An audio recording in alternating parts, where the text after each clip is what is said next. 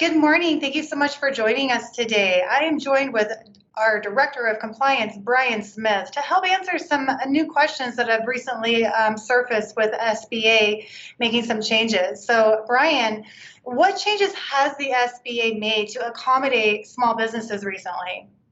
Well, first, Sydney, there was a 14-day exclusive application window for businesses with less than 20 employees that just ended on March 9th. But it really shows that the SBA is trying to help those small businesses by, giving them that small window to only allow those businesses to apply, and the bankers will concentrate on the small businesses, so that will really help them out. And then more recently, the SBA has published guidance to allow sole proprietors and single member LLCs to calculate the owner's compensation for purposes of the PPP loan based on gross income rather than net income. Got it. That is great news. Now, you said that with the changes to the SBA, it really impacted small businesses. What does that mean, and how does that help small businesses? Well, gross income is almost always going to be higher than net income because net income includes all expense deductions like cost of goods sold, payroll, insurance, rent, maintenance, depreciation, interest on loans. I could go on forever, but you get the point.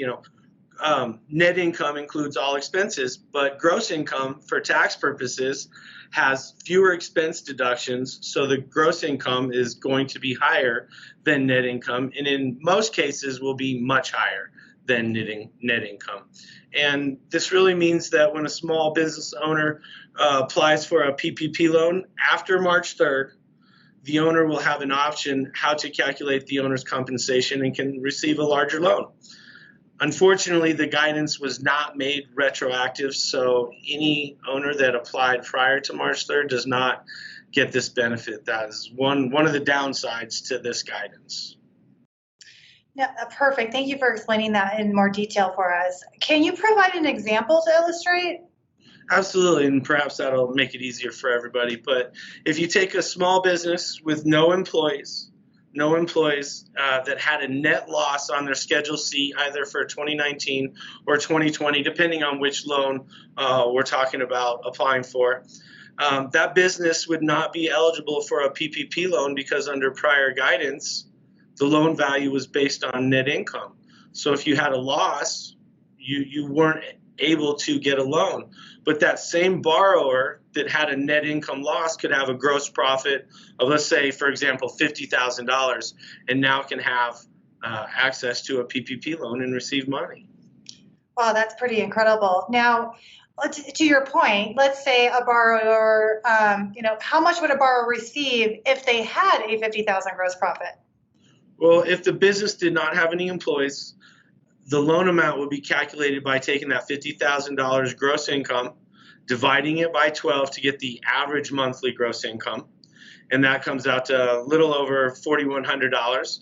And that amount would then be multiplied by 3.5 for restaurant businesses. It would be multiplied by 2.5 for other businesses, but restaurants get a higher loan amount. So we would take that $4,167, multiply it by 3.5, and that would give us a loan amount of $14,584. And for a small business owner that was prior getting zero, that $14,000 is a huge amount.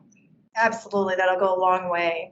Now, is there a difference in the calculation if the business has employees? Because you keep mentioning no employees. So what's the difference if they actually have employees? Yeah, the calculation is slightly different to account for the payroll costs, but the gross income is still going to be higher than net income, which allows the owner to receive a larger loan. Got it. Now, are there any restrictions on how much gross income can be taken into account to calculate the owner's compensation for the PPP loan? Yes, the maximum amount of gross income, net income, wages, or earnings, any amount that can be taken into account for an owner, the maximum amount is $100,000, and that translates into a maximum loan amount for a single member LLC or sole proprietor of $20,833. All right, fantastic. Well, this has been really helpful, and we certainly appreciate you keeping us up in the know. You know, SBA continues to make all of these changes. You know, there's something new coming out all the time. So thank you for breaking that down so eloquently for us and giving us clarity to these questions. Thanks, Brian. You're very welcome, Sydney. I hope you have a good one. You as well.